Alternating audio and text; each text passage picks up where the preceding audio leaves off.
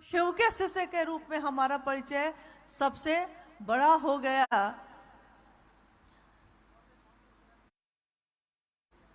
क्योंकि आप बांग्ला भी बोलते हैं, हिंदी भी बोलते हैं, लेकिन मैंने अपने बचपन में ही एक फिल्म का गाना सुना था और पहली बार बांग्ला में अगर कुछ एक पंक्ति सीखी थी पहली बार। लेकिन याद रखिएगा, पहली बार जो होता है वो बहुत महत्वपूर्ण होता है, क्योंकि उसी पे सारी इमारत खड़ी रहती है। तो वो पहली पंक्ति जानते हैं क्या है? आमी तमाको भालोबासी। नहीं कहते हैं, बांग्ला में कहते हैं आमी तमाको भालोबासी। तुम्हाको तुम्हाके, हाँ चलिए, तुम्हाके, चलिए ठीक है।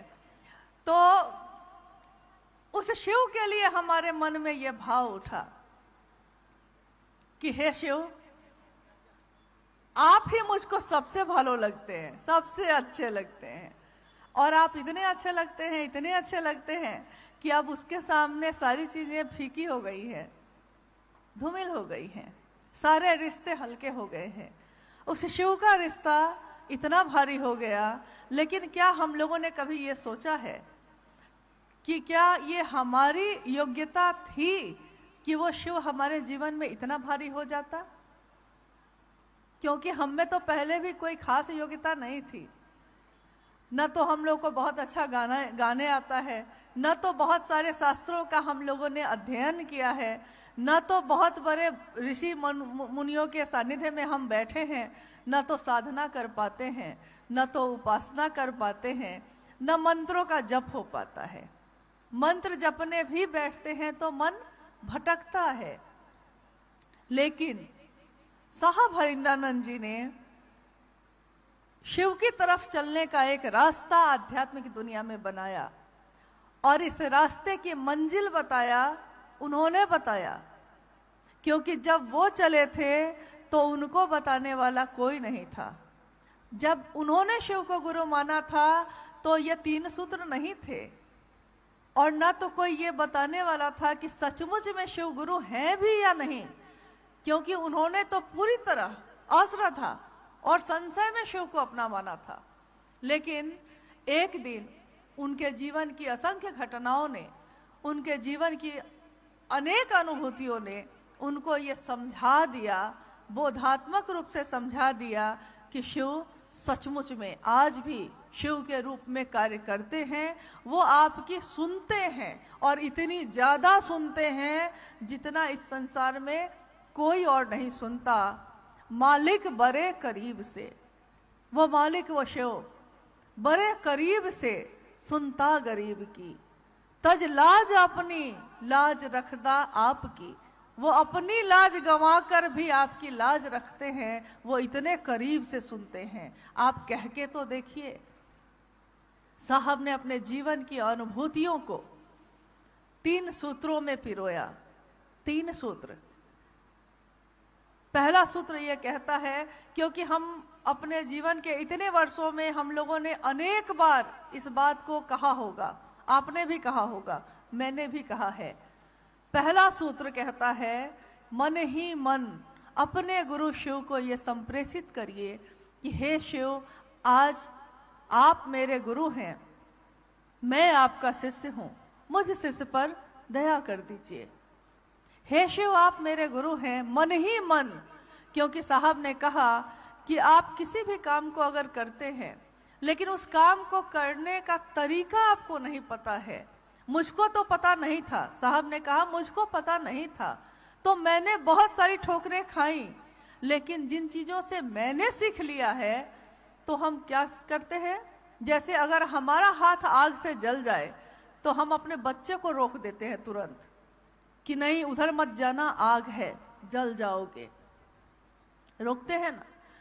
तो साहब ने अपने जीवन में जो सीखा, उससे उन्होंने समझा कि आपका मन ही वो साधन है जो शिव तक भी जाता है, जो धरती तक भी जाता है, जो किसी भी अपने तक जाता है। आपका मन ही किसी को अपना समझता है। तो उन्होंने पहला सूत्र ये दिया। दूसरे में उन्होंने यही विधा फिर कही, क्या आपका मन अगर उस शिव की परिधि में होगा, शिव के घेरे में होगा, तभी आप शिव की बात कर सकिएगा। तो शिव की परिधि में कब होता है मन?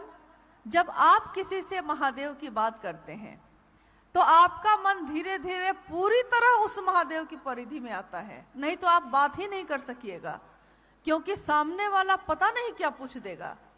आप उससे महादेव की बात कह रहे हैं और कहते कहते कहते कहते आपको पता भी नहीं चला, आपका मन भी उसमें डूब गया।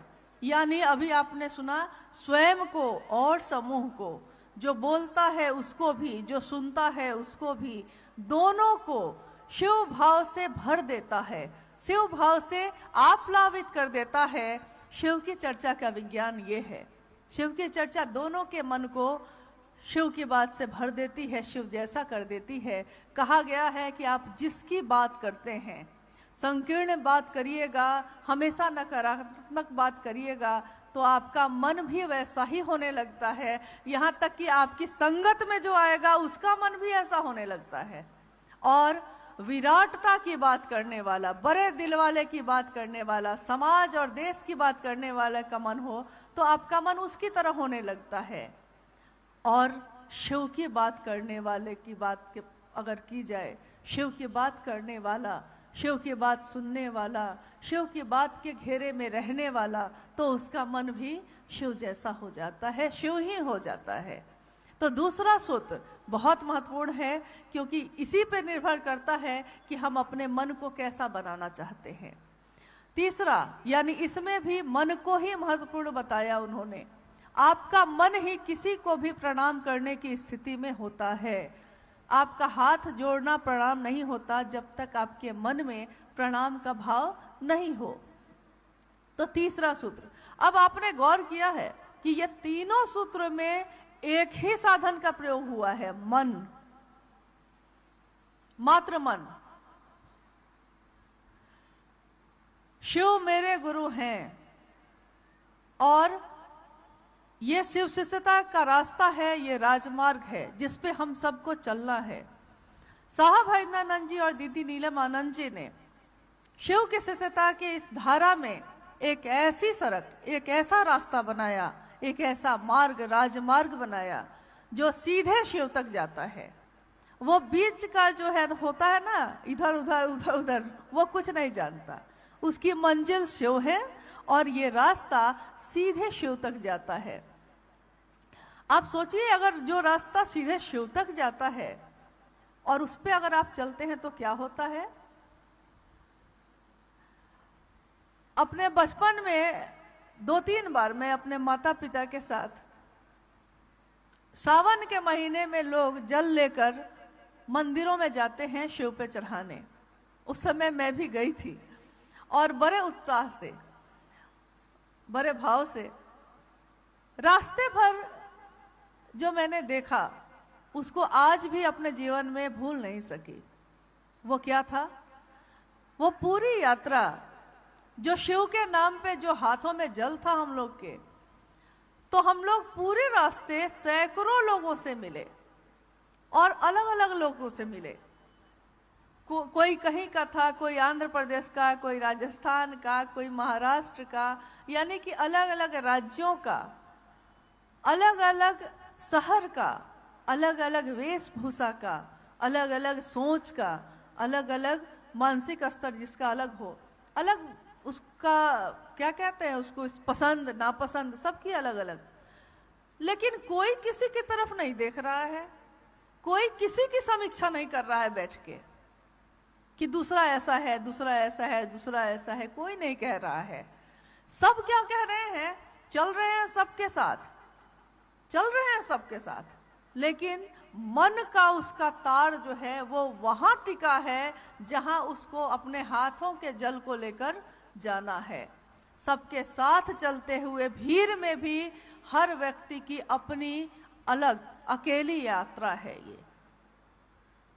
और ये तो सिर्फ 4-5 दिन और 6-7 दिनों का मामला है, लेकिन साहब ने किया ये कि उन्होंने इस पूरे जीवन को ही एक यात्रा बना दिया।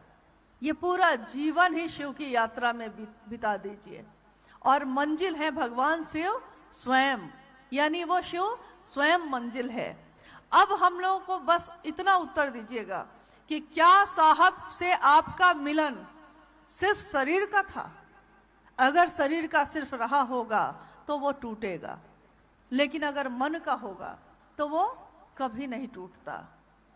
प्रेम ऐसी चीज है जो चाहे उसको देखिए या नहीं देखिए, लेकिन वो आपके मन में रहता है। कल वहां लोग गा रहे थे, साहब दीदी बैठे हैं मेरे सीने में, मेरे दिल में। अगर उस साहब का आपने कभी भी उनके विचारों का भी दर्शन किया होगा तो साहब हरिंद्रानंद जी हमेशा इस धरती पे जीवित हैं।